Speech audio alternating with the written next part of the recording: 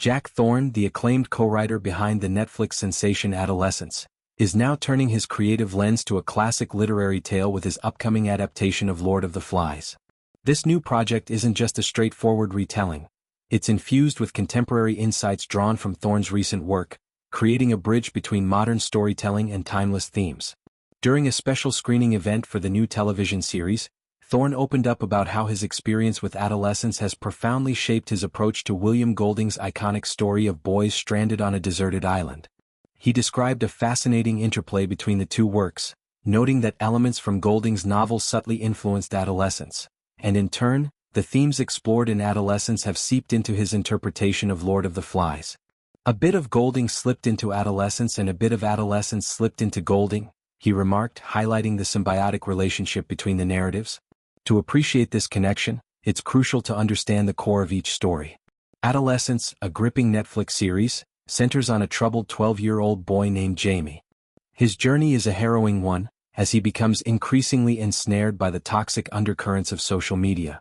Exposed to misogynistic content that preys on his vulnerabilities, Jamie undergoes a radical transformation, ultimately leading him to commit a serious crime.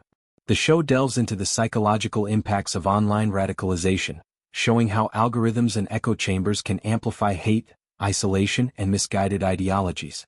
It's a cautionary tale about the digital age's influence on young minds, particularly boys who might feel lost in a world that doesn't always provide healthy outlets for their emotions.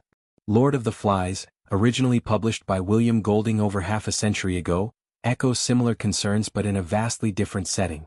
The novel follows a group of young boys who find themselves marooned on a remote island after a plane crash. Without adult supervision, their initial attempts at order quickly devolve into chaos, revealing the primal instincts lurking beneath civilized behavior. As time passes, the boys become increasingly feral, forming tribes, engaging in power struggles, and descending into violence. Golding's work is often interpreted as an allegory for the inherent darkness in human nature, but Thorne offers a more nuanced view. He sees it as a really loving portrait of boys, a tender exploration of complex individuals grappling with their identities, status, and anger.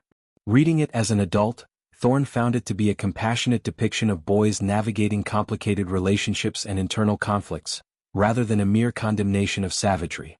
In newly released show notes from the BBC, Thorne expands on these ideas, tying them to broader societal issues.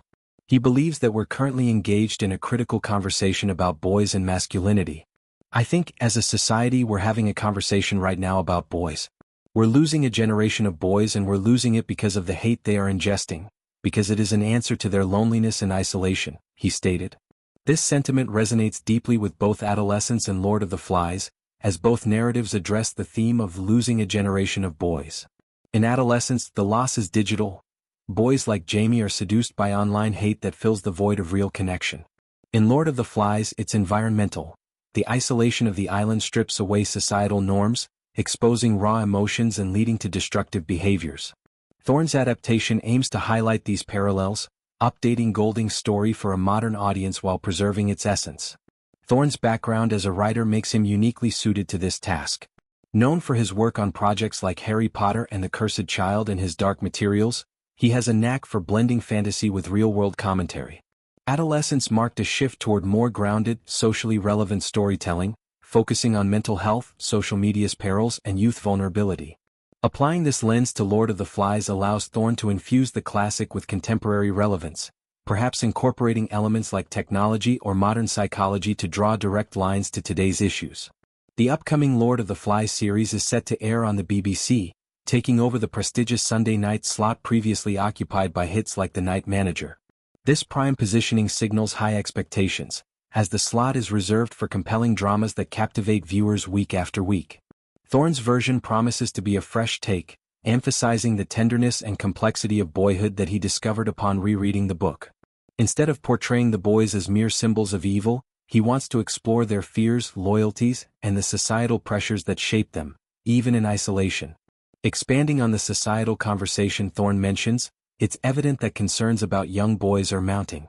In recent years, studies have shown rising rates of mental health issues among adolescent males, exacerbated by social media's role in promoting toxic masculinity.